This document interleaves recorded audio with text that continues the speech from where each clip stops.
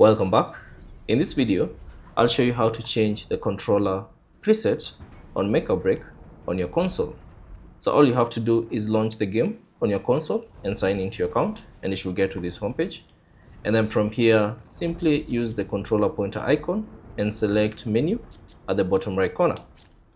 From the options that appear, simply select settings.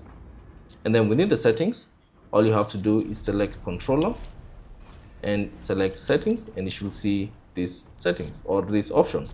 Now from here, you should see three options or a couple of options that you can choose from.